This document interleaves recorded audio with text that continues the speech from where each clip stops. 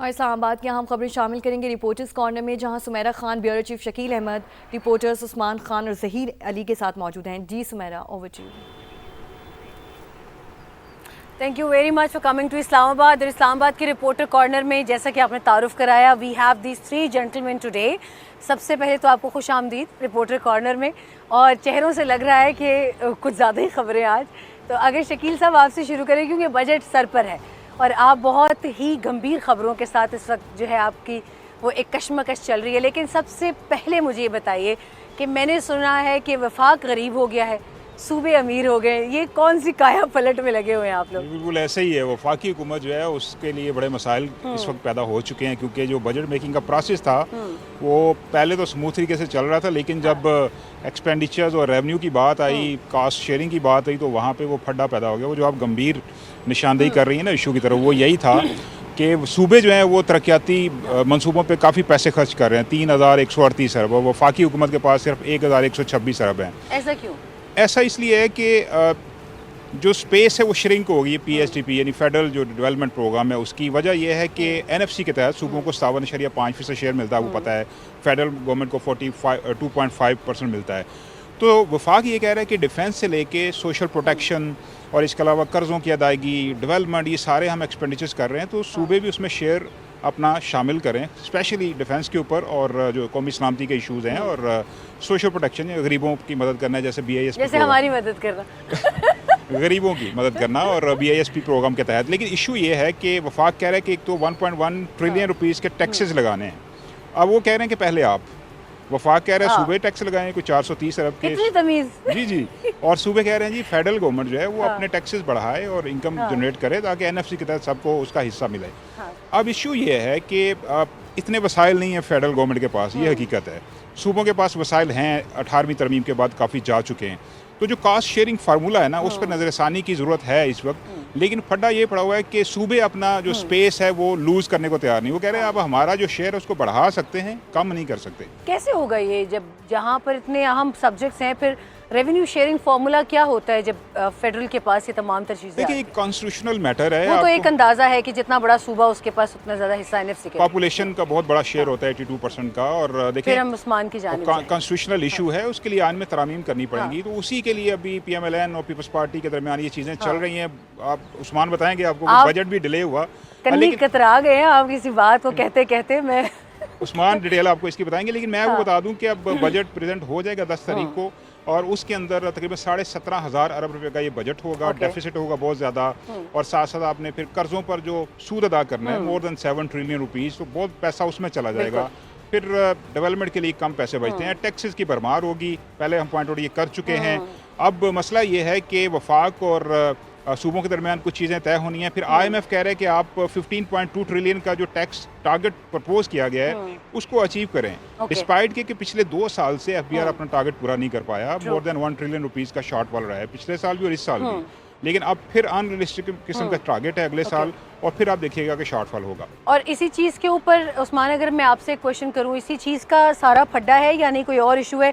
PMLN और PPP दोनों बहुत अगेंस्ट द विंड एक दूसरे की तरफ जाते हुए लग रहे हैं, क्या मसला है इनका? देखिए, अब जितने कुछ इजलासों में भी ताखीर सुनी जी बिल्कुल है, जितना वक्त कम रह गया है अब बजट पेश होने में, इससे पहले अब तक के तमाम इत्तेहादियों को, इवन ऑपोजिशन को भी एतमाद में ले लिया जाता था कि बहुत सारी चीज़ें मीडिया के जरिए पता लग जाती थी सियासतदानों को, मुख्तलिफ जमातों को, पार्लियामेंटेरियंस को।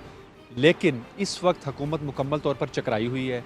एक तरफ जो है वो IMF की शराइत हैं, दूसरी तरफ इत्तेहादियों के जो डिमांड्स हैं, अब उसमें समझ नहीं पड़ रही हुकूमत को। और इसीलिए कल भी जो मुज़ाकराती अमल हुआ था, और एक हार्ड टॉक भी हुई दफ्तर खारजा में, पीपल्स पार्टी के लोगों में और फाइनेंस मिनिस्टर में, तो वो इसहाक डार साहब जब आए तो उन्होंने ये सारा मामला ठंडा करवाया। फाइनेंस मिनिस्टर में यकीनी तौर पर, क्योंकि आपने दे दिया खुदा बिल्कुल अपनी तरफ से खुशी नहीं, वो जो औरंगजेब साहब आपको तरतीब फांसी लगा, जो फड्डा हुआ वो पीपल्स पार्टी और फाइनेंस मिनिस्टर का हुआ। उसको कंट्रोल किया आके डिप्टी प्राइम मिनिस्टर ने, जो कि काफी महारत रखते हैं फाइनेंस के मामलात में भी। मेरा कहने का मतलब महारत उनको मिल रही है। जी बिल्कुल मिल रही है। और अभी बहुत सारी खबरें भी शायद इस किस्म की आ रही हैं, और वो मैच्योर होंगी बजट के बाद। लेकिन चूंकि इस वक्त मामला है कि कौमी असम्बली का इजलास बुलाया जाना था, सेनेट का इजलास बुलाया जाना है, उसमें बाज़ाब्ता तौर पर बजट पेश होना है। 5 जून जो है वो मुकर्रर की गई थी। इवन प्रेसिडेंट जरदारी ने उसको मंजूरी दे दी थी इजलास बुलाने की, लेकिन उसके बाद नोटिफाई नहीं किया गया, तनाज़ात का शिकार हो गया। पीपल्स पार्टी की जो मरकजी क़यादत है वो अपनी बजट कमेटी के ऊपर तहफ़्फ़ुज़ात रखे हुए कि आपने इतना हाथ हल्का क्यों रखा हुकूमत के ऊपर, आपको जो है यकीन दहानी तो कोई सॉलिड नहीं करवाई गई, उसके बावजूद भी आप निगोशिएशन कर रहे हैं और मामला को आगे लेकर चल रहे हैं और एक तरह की हिमायत करें आप बजट की। तो अब यही फैसला हुआ है कि बिलावल भुट्टो जब 7 तारीख के बाद इस्लामाबाद पहुँचेंगे, वज़ीर आज़म के साथ, वज़रा के साथ उनकी मुलाकात होगी, उनको एतमाद में लिया जाएगा।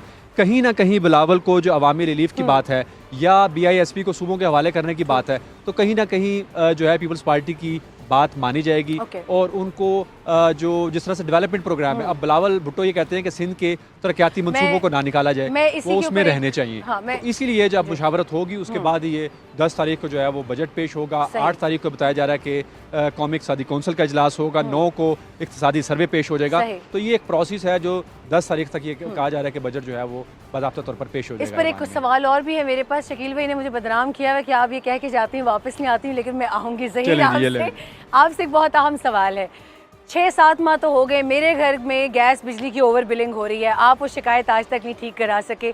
ये दोनों महकमे क्या चाहते हैं? क्योंकि बगैर AC चलाए, बगैर एक्स्ट्रा यूजेज लोगों के घरों में 20-20 हज़ार के बिल्स आ रहे हैं अभी से। अभी ACs नहीं चले वेदर की वजह से, तो ये क्या सिलसिला है?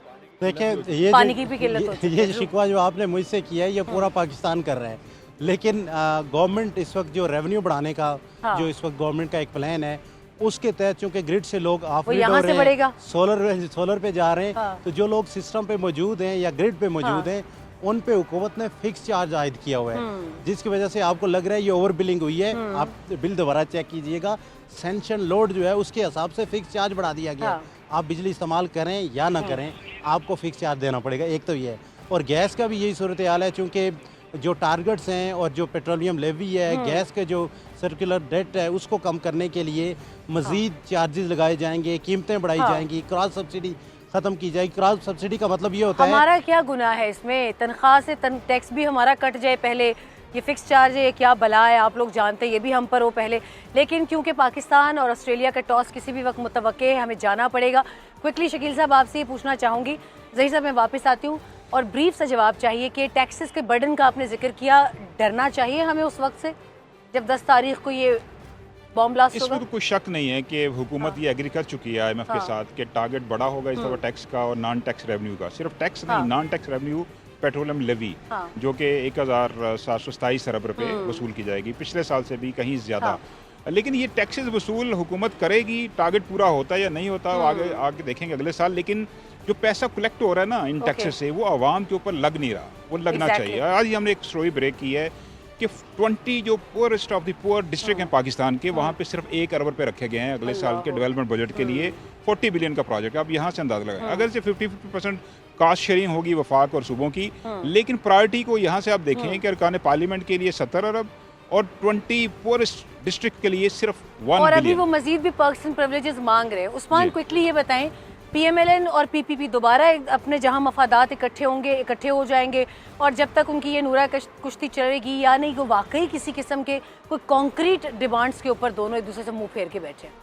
देखिए, दिखावा किया जा रहा है, अपने वोटर्स को धोखा दिया जा रहा है, उनको ये बताया जा रहा है कि हम आपके लिए फ़ाइट कर रहे हैं, लेकिन जब अपना मामला आएगा तो ये शीरो शक्कर होंगे, वहाँ बैठ के चाय कॉफ़ी पी रहे होंगे, हंसी ठट्टा कर रहे होंगे। लेकिन इस मौके के ऊपर आके जो है वो अपने अपने तनाज़ात सामने ले आते हैं, सिर्फ वो मीडिया में खबरें बनाने के लिए, अपनी जो उस्मान, आपको मैं यहीं पे काटूंगी। और बहुत अहम मामला है क्रिकेट के मैदान से ओवर टू लाहौर।